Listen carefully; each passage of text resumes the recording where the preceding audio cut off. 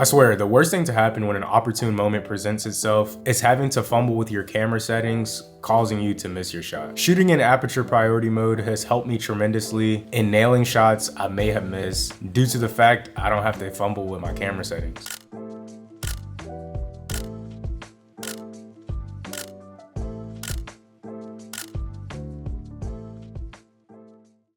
I used to be the guy to exclusively shoot in manual mode pretty much 100% of the time, but found when the light changes and you quickly need to change your settings, sometimes you just literally don't have enough time to do so. If you are new to photography, you may often hear, bro, you aren't a real photographer if you're not shooting in manual mode. And honestly, I fell into that trap. I literally was that guy that was 100% of the time shooting in manual mode. But literally ever since getting my Fuji X100VI, it's reshaped my photography not only in the images I'm able to create, but how I literally go about creating them. Since getting this camera, I've literally been shooting it 95% of the time in aperture priority mode and reserve that last 5% for when I really want to craft an image and control every aspect of the image. The majority of the time, I'm just shooting this thing for fun. I'm just capturing and documenting life. And I find that aperture priority mode does that best. So what is aperture priority mode? When you are using a camera to create an image, you are at its core just manipulating light. And a lot of people say you're painting with light, which you basically are. You're drawing with light with your camera, tweaking your settings. And the three settings that you are controlling primarily to craft an image is your shutter speed, your aperture, and your ISO. These are commonly known as the exposure triangle in the photography community. And like I said earlier, someone who shot pretty much exclusively manually, having to control all three at once in an ever-changing environment often results in you missing shots you would have gotten if you didn't have to control every aspect of that. So that's literally where aperture priority mode comes into play.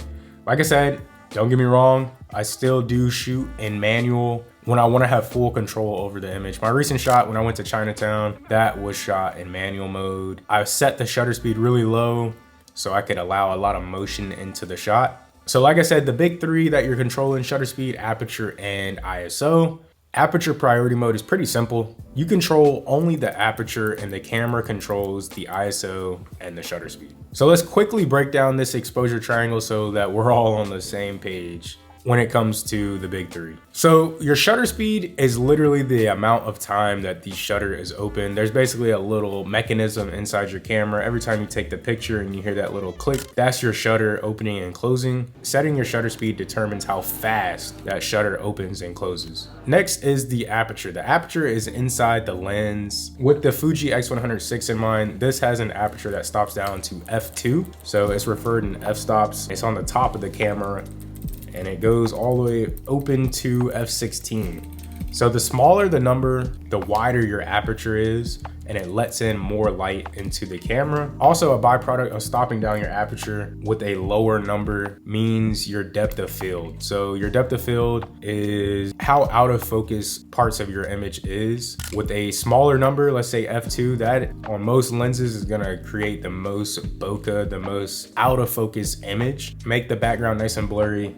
You'd want that really, really small number. However, if you want your entire image to be in focus, you would want to set your aperture to a larger number that would close down your aperture. With the Fuji X100VI, the max I'd go to is f11. I don't go beyond f11. I like to stay in the range of f11 and f2. It depends on what image I am trying to create. And then lastly, you have your ISO. Unlike actually changing your aperture and changing the shutter speed, with those two, you are literally physically changing the amount of light that's entering into your camera. However, with the ISO in mind, it's 100% digital and it is a digital value. So think of it as like a gain volume knob. So the higher you crank your ISO, the more artificial light there is on the image. Now, a byproduct of having a high ISO, you're really gonna get a lot of noise in the image. Cameras that shoot in color, you're gonna get this noise that could look like color noise. It's like red, green, and blue, and it just does not look good. So you gotta be careful with shooting at high ISOs. Whenever you're shooting, you wanna have an aperture that lets in a lot of light into the sensor and a shutter speed that slows or stops motion in the image. If those two requirements have not been met and you need a little more light, then what you can do as a last resort is increase your ISO.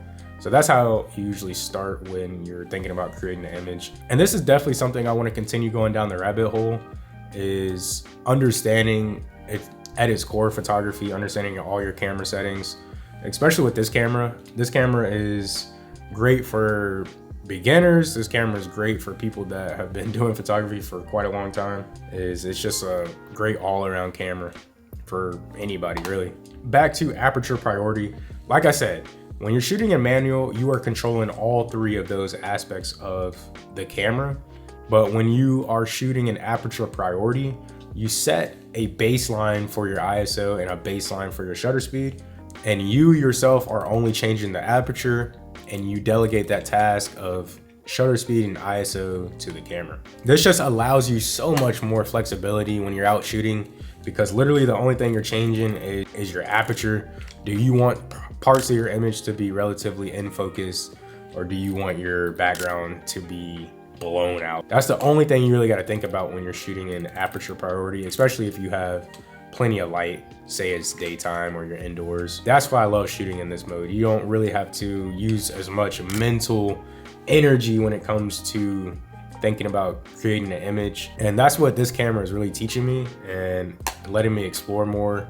I'm getting way more creative with the photos I'm creating, and use so much brain power to think about your camera settings and all that good stuff. So with the Fuji, we're gonna go ahead and put it in aperture priority mode. This works with pretty much any camera that you are able to control your shutter speed, your ISO, and your aperture. And how you do that is you are going to put your shutter speed is the big dial on the top. You're gonna put that onto A, and that stands for auto. We're gonna go ahead and change the settings in a bit, but keep it at A. So next we're gonna put our ISO into auto. How you do that, you pop up the big dial, and then there's a small window in there, and you're gonna change it to A and set it on A. And once you've done that, you're gonna take your aperture ring out of A, and you're gonna put it on whatever number you'd like. Most of the times, whenever I'm shooting outdoors, I usually shoot at f5.6. I find that to be a pretty sharp aperture and a good balance between ISO and shutter speed if there's enough light. All right, so there's a couple more steps we're gonna have to do in order to set this up the way we want. So you're gonna have to go in your camera settings. You're gonna go ahead and pop into your menu, and you're gonna go down to that little image of the camera, which is shooting setting. And on page 3, you're going to find your ISO auto setting. You're gonna click on ISO auto setting, and I just leave it to auto 1, so the first one. Click on that, and then now this is when it gets fun. So now you can go ahead and change your values for basically your minimum and maximum shutter speed and ISO. So default sensitivity, we're gonna start with this one. What is the minimum default ISO your camera's gonna go down to? I leave it at 500. In order to shoot in DR400, your dynamic range, to have the most dynamic range this camera can shoot, you need a minimum ISO of 500. So I always leave that at 500.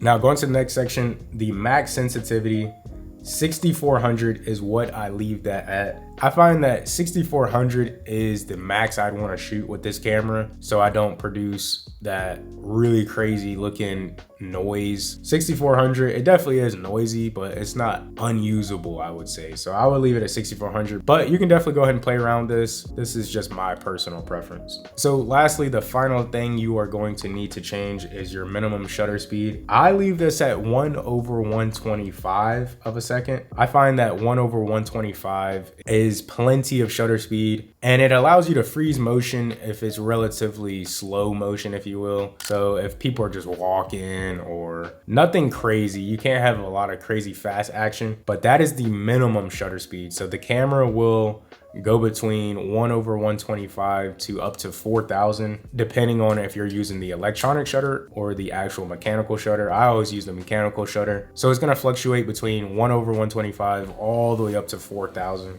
So that's pretty much it, folks. That is how you set up this camera for aperture priority mode. Now, the other huge factor when shooting aperture priority mode is EV compensation. So on the Fujis, on the top of this camera, you have this dial, and most cameras have this. but you have this dial that allows you to adjust your exposure. So if you want to shoot slightly overexposed or slightly underexposed, as you can see, it starts at 0, that's your baseline, and you can go down to all the way to -3 or +3. Now, since I shoot the Fuji X100VI with a thumb grip, it is damn near impossible to access that, and I'd have to take my whole hand off and go to the top. So what I do instead is, if you actually put the EV exposure dial to C, it's on the opposite side of 0, then you are able to program either the front dial or the rear dial to your EV compensation. So I have it set to the front dial of the camera. So how you set it, so if you press and hold the front dial, it will access this menu that allows you to then go ahead and set your EV exposure. So on the second slot, you're gonna go ahead and put exposure compensation. And now when you're shooting and you want a slightly over or under exposure shot, all you have to do is change your dial at the front. So it makes it just so much easier whenever you're out shooting. For me, since like I said, I shoot with the thumb grip, just helps out. Another little tip for you guys. Hopefully you guys like that. So that is aperture priority mode. And like I said, I've been shooting aperture priority mode since pretty much owning this camera. And I find that it just allows me to get more creative with the shots that I'm trying to get, because I'm not having to think as much about camera settings, especially with the camera like this. Most modern cameras are really good and have really good sensors, are really good at getting that exposure right. Even when you're shooting in auto, they have a freaking computer in there that its only task is to make sure your shot is exposed properly. So that's what I find this camera does really well, and I just let the camera do its thing. And lastly, another huge benefit of shooting in this mode, I don't know how much this would affect you guys, but whenever I'm out shooting and let's say I want to get a picture and I need somebody to take that picture, let's say if it's of me or it's a bystander and I got to give them my camera so we can get a group photo, I find that whenever you're shooting in aperture priority mode, the image comes out damn near perfectly exposed. You don't have to think about, I hope the shot is exposed from their perspective. And most people, they don't really know how to use a camera. All they know how to do is, I say, press the big red button on the top, and they take the shot, and it's helped out. It's helped out a lot for people that aren't into photography. Even your friends, if you're going to just give them a camera for the day, I find that shooting in aperture priority mode is probably the way to go in terms of making sure that the shots that they're getting is properly exposed. Unless you want to go down the rabbit hole and teach them how to actually use a camera, shutter speed, ISO, aperture, all that good stuff, which is a whole nother video in of itself, teaching people how to use an actual camera. So definitely in the comments below, let me know, how do you guys shoot your camera? Are you guys shooting in aperture priority mode? Are you guys shooting 100% auto? Let me know how you're using your camera. But shooting in aperture priority mode is how I've been using this camera nowadays. If you guys are interested with staying up to date with most of my photography, I'm posting way more on Instagram. I'm posting the photos that I've been taking, photos that I've been liking on Instagram. And with my upcoming travel, I plan to take obviously my camera with me, and I'm going to be taking a lot of photos, so they will first be hitting the Instagram. So definitely go check out my Instagram. I will leave it in the description. And then if you guys are interested in checking out more of my actual client work, I will leave the link to my portfolio powered by SmugMug. This is where I house most of my client work, from cars to portraits to events, all that good stuff. That will be linked in the description. So with that being said, hopefully you guys liked this video. Thought it was a nice little fun educational video, how I shoot the Fuji X100VI. Definitely stay tuned for the next video, and I will see you guys in the next one. Peace.